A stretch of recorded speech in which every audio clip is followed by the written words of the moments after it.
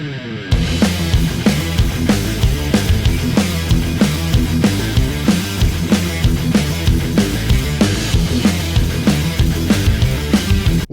and welcome to Geordieland 1892, where we're going to be talking about Saturday's upcoming fixture against Brentford Football Club.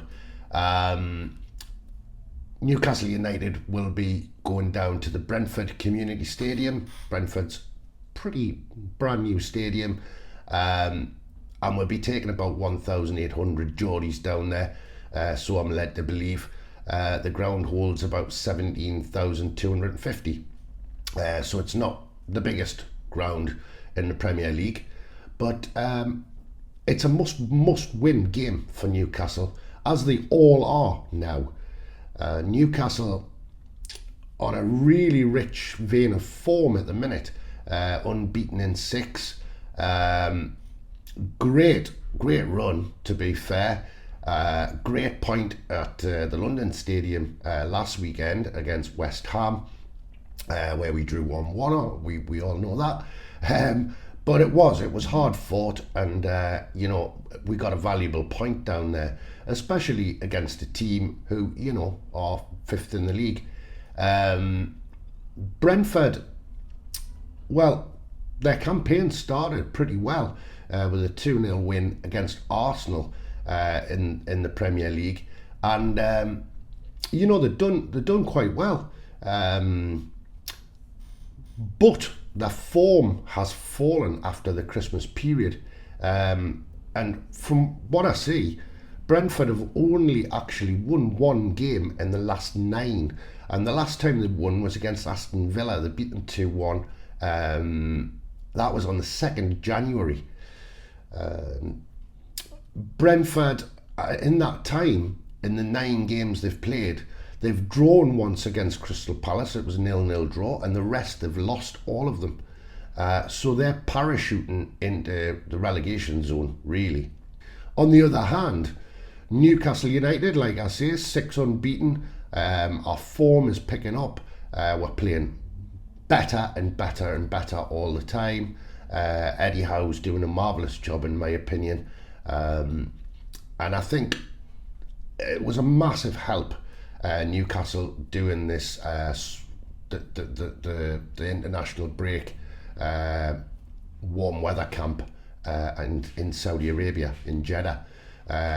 I really do think that it has helped them massively, especially for team bonding. You can see a different, totally different outlook on the players. A little bit about Brentford. Brentford have been around since 1889. They used to play at Griffin Park.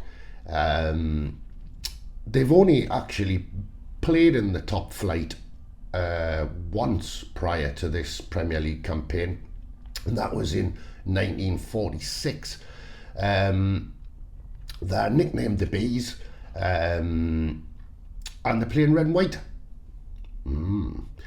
But Newcastle and Brentford have come head to head 13 times in all competitions throughout the history, and haven't really played them that many times, really, because Brentford have been in the lower leagues in quite a lot of their history.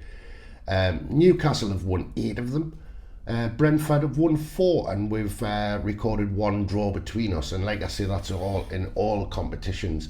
Now, the last time we played Brentford was in November last year, November the 20th, I believe, where we drew with them 3-3 at St James's Park. So Saturday is an absolutely huge game for Newcastle. The reason being, apart from we definitely need 3 points, because we've got to keep the engine running. We've got to keep going for it to get us away from that dreaded relegation area. We are out of it at the moment, but we have to strive to get further and further away. Other teams are being dragged into it. Leeds were beaten last night by Liverpool 6-0 at Anfield. They're kind of free falling into it massively. Everton, much the same. And Newcastle, if they can record a win on Saturday, all the results going our way as well, we could leapfrog into 14th, which is a massive, massive jump for us when you consider where we've been second bottom most of the season. Obviously, we need results to go our way to help us along the way, but we can't always rely on the other results. We've just got to strive forward and think about what we're doing, and if we can get out there and get 3 points, maybe some of the harder games, even if we can just scrape a point, keep getting points on the board, we've just got to look at ourselves, really. Obviously, we've picked up a few injuries along the way. Ryan Fraser, who played West Ham last week, he took a bit of a knock, muscular injury, I believe. He will be assessed this week in training, and hopefully he will play, he will start. Alan St. Maximum, who apparently had a bit of a calf knock, he was left out of the game at West Ham. Eddie Howe reckoned he was resting him to try and recover from that knock, and hopefully he will be available on Saturday. I'm praying that he's going to be fine. Javier Manquillo, doubt he's going to show on Saturday. He did start training again, apparently yesterday, after that ankle injury against Aston Villa. He probably won't be back until the Brighton game, the home game against Brighton, I believe. Brentford have been missing their star man, Ivan Toney, ex-Newcastle United forward. It didn't really work out for him on Tyneside, but it has worked out for him playing at Brentford, West London. I believe he scored 41 goals in 77 appearances, done really well for the club. He's been out the last 3 Premier League games, and they're hoping that he might be back on Saturday. Also, Christian Eriksen, Brentford signed him on a free. Obviously, we all remember the horrible events in Euro 2020 when he had a cardiac arrest on the pitch, and all our prayers were with him. He's returned to football, and he still hasn't made his debut for Brentford yet, but they reckon that it might be on Saturday. He did play in a friendly game. Brentford played against Rangers up at Ibrox. It was behind closed doors.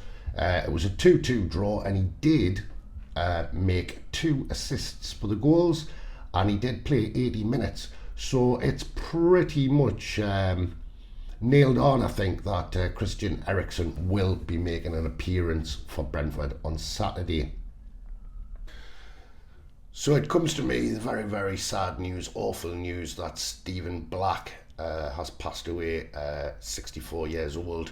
The ex-Newcastle United coach who worked alongside Kevin Keegan and Terry McDermott in the Entertainers squad back in the day. He also coached at Newcastle briefly in 2015-2016. He was famous for coaching Newcastle Falcons and being a mentor for Johnny Wilkinson.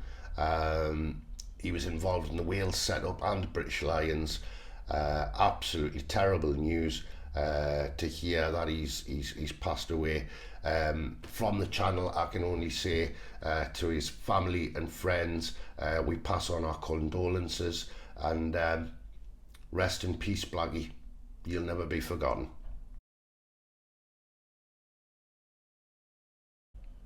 It's fair to say at the moment Newcastle are involved in a massive resurgence at the club. Obviously the signings that we've made in the January transfer window have already helped the club. I mean, it's been a bit of a tragedy that we're going to be obviously without Kieran Trippier for about 9 weeks. That was a bit of a blow, and obviously still we have Callum Wilson out. He might feature towards the end of the season, so they say. But Newcastle, have gone from strength to strength. They're really playing for each other. John Joe Shelby did a short interview He was praising Eddie Howe. He says that the team absolutely love playing for him and the training staff. He loves the way that Eddie Howe deals with the squad. And he says that the team have a complete new belief. John Joe Shelby was mentioning that when Eddie Howe first came in, that he was going to bed at 8 o'clock at night because he was so tired. The training regime was really difficult compared to the prior manager, Steve Bruce, which had a much more lethargic approach to training apparently. So John Joe Shelby, from the horse's mouth, basically saying that all the players absolutely love playing for Eddie Howe, which is a great thing to hear. Great. And he's installed a new belief. So here's hoping for the very best on Saturday. It would be absolutely magnificent if we could go 7 games unbeaten, and like I say, it would be absolutely amazing if we could leapfrog into 14th. The confidence that would give the team and the fans would be absolutely mind-blowing. Newcastle are going to have to work hard. It's not going to be an easy game, but honestly, I really believe that Newcastle United can do this. And you know, if we can do that on Saturday, 3 points, and we jump into 14th place, the other teams in that dogfight below us then are going to be sweating. I mean, last night, like I said, Leeds United were beaten 6-0 at Anfield by Liverpool. Burnley, who've had a bit of a resurgence, I mean, they've won the last 2, beaten Brighton away 3-0, and they beat Tottenham last night 1-0 at Turf Moor. Watford went down 4-0. Crystal Palace beating them down there. It's all to be seen. There's a lot to fight for. There's lots of games left. It's gonna be a bit scary, but I believe that Newcastle United are going to win this game, and I believe they're going to win it 2-1. That's my prediction. I think if Ivan Toney does play, I have a feeling that he might come back to haunt us, but I do think we can score more than them. So I'm going to say 2-1. Anyway, listen, that was my preview for the game on Saturday, 3 o'clock kickoff at the Brentford Community Stadium. I salute all the fans that are going to be down there, because they'll be in tremendous voice as usual. What a marvellous away support we have. It's absolutely brilliant. The lads and lasses that go week in, week out, you know, got nothing but praise for you. So that's it from me, from Geordieland 1892. If you haven't subscribed, please subscribe. Helps the channel out massively. You know, just not long ago we broke our 1,000 barrier. We were really over the moon on the channel. And if you like, and please, if you do like this video, or you know somebody who might like it, please share it. And you know, thanks to everybody who views the channel and has subscribed to it. So from me, Keeper, on Geordieland 1892, I'm out.